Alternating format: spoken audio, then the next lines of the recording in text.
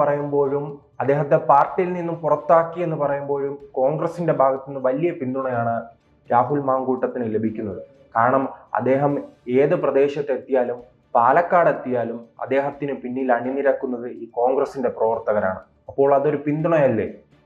കോൺഗ്രസ്സുകാർ തെറ്റ് ചെയ്താലും അംഗീകരിക്കുന്ന ഒരു പ്രവണതയാണ് ഇതിൽ വെച്ച് നമുക്ക് കാണുവാൻ കഴിയുന്നത്. അദ്ദേഹം എവിടെ പോയാലും നിസ്സാരമായിട്ട് ആണ് തള്ളിക്കളയുന്നത് രാഹുൽ മാങ്കൂട്ടം. അദ്ദേഹത്തിൻ്റെ വാക്കുകൾ തന്നെ ഹൂക്കൈസ്.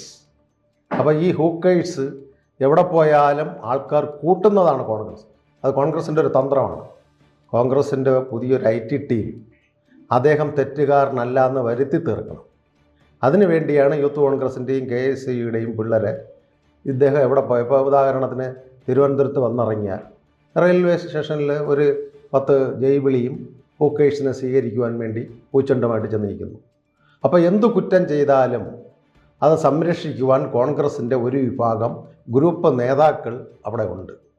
അല്ലെങ്കിൽ ആലോചിച്ച് നോക്കണം, ഒരു കുട്ടിക്കെതിരെ ഗർഭഛിദ്രത്തിന് കേസെടുത്തു, ബലാത്സംഗത്തിന് കേസെടുത്തു, അതിൻ്റെ തെളിവ് ആ അതിജീവിത പറഞ്ഞു, അതിജീവിതയുടെ ഭർത്താവും പറഞ്ഞു, വീണ്ടും കേസ് കൊടുത്തു. എന്നിട്ട് മൂന്നാമതിപ്പം വേറൊരു കേസ് കൂടിയാണ് ഷൊർണൂർ DYSP ആ സ്വകാര്യ ഹോട്ടലിൽ പോയി ഇന്നലെ രാത്രി അറസ്റ്റ് ചെയ്തിരിക്കുന്നത്. എന്നിട്ട് അദ്ദേഹത്തിന് അവിടെ നിർത്തിയിട്ടില്ല. അദ്ദേഹത്തിൻ്റെ PA ഒന്നും ഇല്ലാത്ത സമയവും കാര്യം നോക്കി DYSP പാലക്കാടുള്ള ഓഫീസേഴ്സ് പോകാതെ ഷൊർണൂറുള്ള ഓഫീസർ അവിടെ പോയി അറസ്റ്റ് ചെയ്ത് കൊണ്ടുവന്നിരിക്കുന്നു. അപ്പം എന്ത് തെറ്റ് ചെയ്താലും ന്യായീകരിക്കുന്ന ഒരു സ്വഭാവത്തിലേക്ക് കോൺഗ്രസ് മാറിക്കൊണ്ടിരിക്കുന്നു.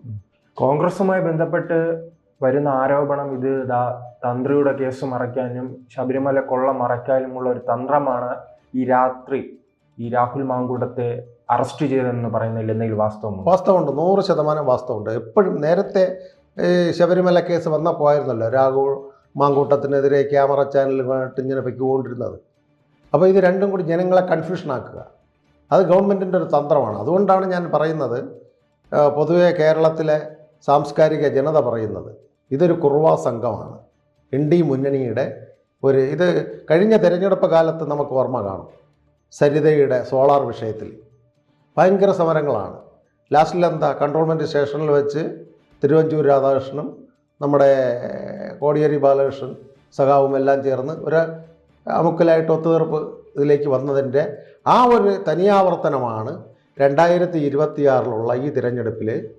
അന്ന് സരിതയായിരുന്നു എങ്കിൽ ഇന്ന് രാഹുൽ മാങ്കൂട്ടമാണ്.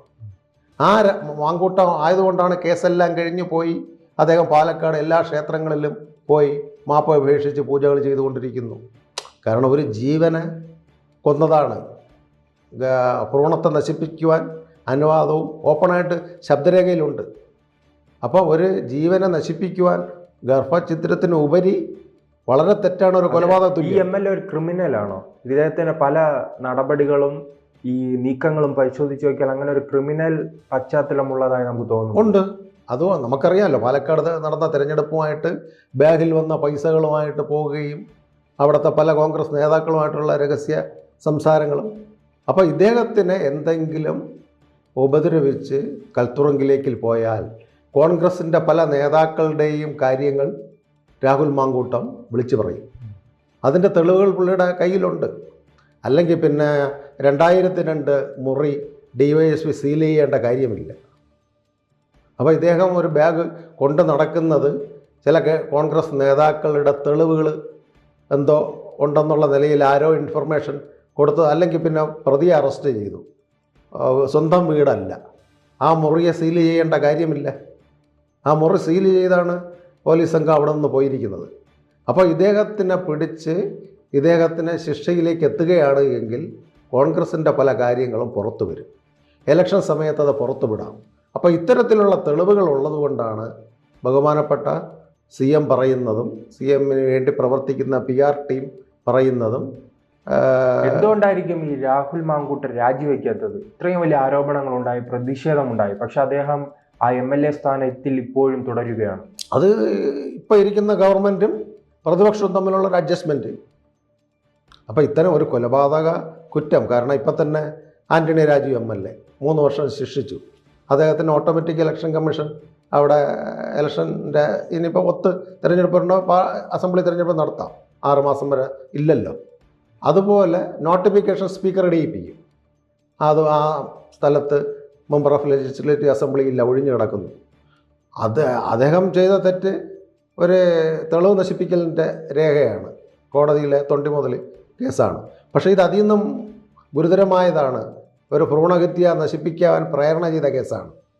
അതിന് ഈ രണ്ടുപേരും അഡ്ജസ്റ്റ്മെൻറ്റ് രാഷ്ട്രീയം ചെയ്യുന്നു.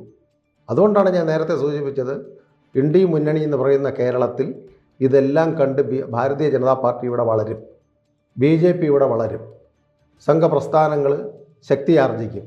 അതുകൊണ്ടാണ് ഈ തന്ത്രിയെ കൊണ്ടുവന്നതും ഈ കേസ് ഇലക്ഷൻ സമയമായപ്പോൾ വീണ്ടും തന്ത്രിയെ അറസ്റ്റ് ചെയ്തതുകൊണ്ട് അത് മറച്ചു വയ്ക്കുവാനും ഈ MLA രാഹുൽ മാങ്കൂട്ടത്തിൻ്റെ പുതിയ കേസ് രജിസ്റ്റർ ചെയ്ത് അറസ്റ്റ് ചെയ്യിപ്പിച്ചത്. പക്ഷേ ഇത്രയും തെറ്റ് ചെയ്തിട്ടും ഇദ്ദേഹത്തെ സംരക്ഷിക്കുവാൻ കോൺഗ്രസ്സുകാരും തയ്യാറ്, ഗവൺമെൻറ്റും തയ്യാറ്. അതാണ് നമുക്ക് മനസ്സിലാക്കുവാൻ പറ്റാത്തത്. എന്തിനാണ് ഇദ്ദേഹത്തെ സംരക്ഷിക്കുന്നു? അവിടെ പോകുന്ന സ്ഥലത്തെല്ലാം ഒരു ക്ഷേത്രത്തിൽ ദർശനത്തിന് പോകുകയാണ് എങ്കിൽ ഒത്തിരി പ്രവർത്തകർ പുറകെ പോകുകയാണ്.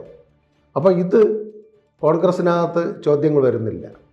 കോൺഗ്രസ്സിനകത്ത് ഇദ്ദേഹത്തിന് വീണ്ടും സീറ്റ് കൊടുത്ത് മത്സരിക്കുമോ എന്നുള്ളതുകൊണ്ട് 2 വിഭാഗം പാലക്കാടുണ്ട്. കാരണം ചില നേതാക്കൾ തുറന്നു പറഞ്ഞിട്ടുണ്ട് അദ്ദേഹത്തെ പുറത്താക്കിയല്ലോ എന്ന്. പക്ഷെ പുറത്താക്കിയല്ലോ എന്ന് പറഞ്ഞിട്ടും നേരത്തെ താങ്കൾ പറഞ്ഞ പോലെ MLA സ്ഥാനം രാജിവെക്കുവാൻ തയ്യാറാക്കിപ്പിക്കുന്നില്ല. പ്രതിപക്ഷ നേതാവിന് തുറന്നു പറയാം, മാങ്കൂട്ടം രാജിവെക്ക്, സ്പീക്കർക്ക് രാജി കൊടുക്കുവാൻ. പക്ഷേ സ്പീക്കർക്ക് നിയമപരമായ നടപടിയെടുക്കാം. ഇത്തരത്തിൽ കേസുള്ള ആളിനെ സ്പീക്കർ ചേംബറിൽ വിളിച്ചിട്ട് അയോഗ്യനാക്കാം. അതിനും ഗവൺമെൻറ് പോകുന്നില്ല. അപ്പോൾ കോൺഗ്രസും കമ്മ്യൂണിസ്റ്റും ഈ കേരളത്തിൽ BJP വരാതിരിക്കുവാൻ വേണ്ടിയുള്ള അച്ചുതണ്ടായി പ്രവർത്തിക്കുന്നു.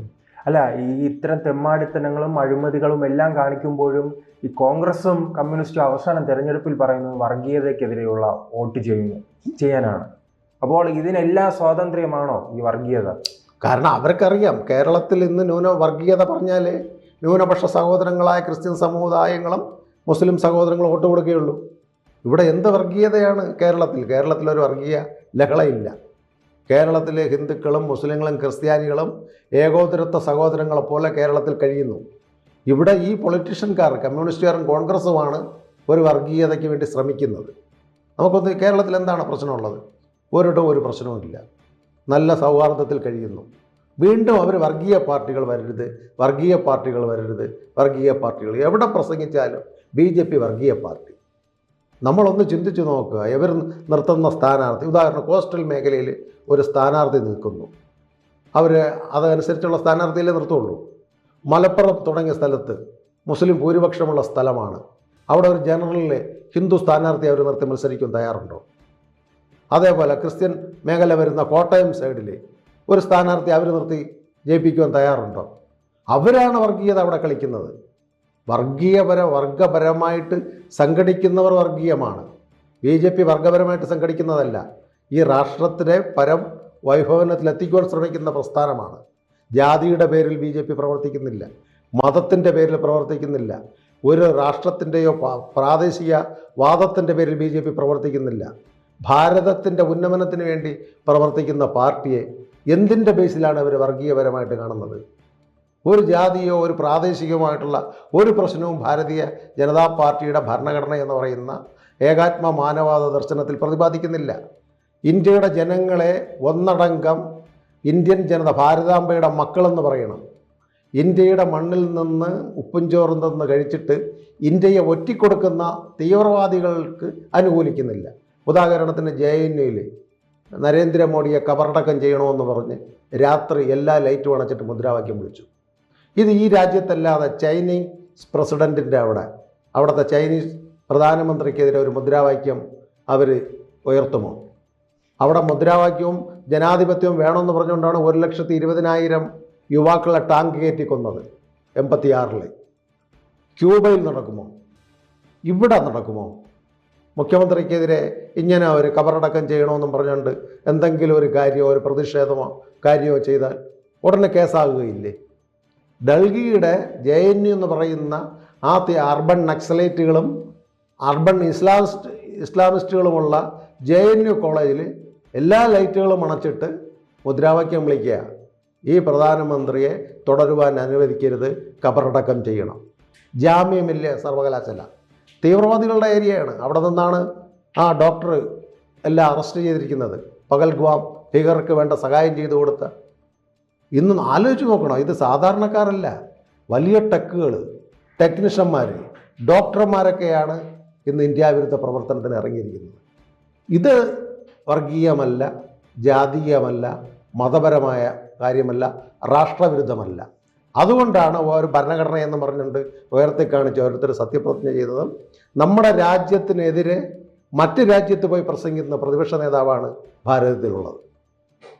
ഭാരതം ഒരു ക്രിട്ടിക്കൽ മൂവ്മെൻറ്റ് വരുമ്പോൾ ഒന്നടങ്കം നിൽക്കണം. ഇതൊരു യുവ സെമിനാർ വിവിധ രാജ്യങ്ങളിൽ വയ്ക്കുമ്പോൾ ഈ അടുത്ത കാലത്ത് ജർമ്മനിയിൽ പോയപ്പോൾ അദ്ദേഹം വിരുദ്ധ ഭാരത വിരുദ്ധ പ്രസ്താവനയാണ്. ഭാരതത്തിൽ ജനാധിപത്യം ഇല്ല, ഇവിടെ എന്ത് വർഗീയതയാണ് ചെയ്യുന്നത്? നല്ല നല്ല ആൾക്കാരെ വളർത്തിയെടുക്കുവാനും ലോകരാജ്യത്തിൻ്റെ മുമ്പ് ഭാരതത്തെ ഉയർത്തിക്കൊണ്ടുവരുന്നതും എക്കണോമിയിൽ ഭാരതം ഉയർന്നു വരുന്നതും ഇവിടുത്തെ കോൺഗ്രസ് കമ്മ്യൂണിസ്റ്റുകൾക്ക് അസൂയ ഉള്ളതുകൊണ്ടാണ്. ഇവിടുത്തെ ന്യൂനപക്ഷങ്ങളെയും ക്രിസ്ത്യൻ സഹോദരങ്ങളെയും ഒന്ന് മനസ്സ് മാറ്റുവാൻ ഈ അഴിമതികളെല്ലാം, സ്വർണ്ണപ്പാളിയായാലും രാഹുലിൻ്റെ ബലാത്സംഗ കേസായാലും മറയ്ക്കുവാൻ BJP വർഗീയ പാർട്ടി എന്ന് ഇവിടുത്തെ ഇന്ത്യ മുന്നണി പറയുന്നത്.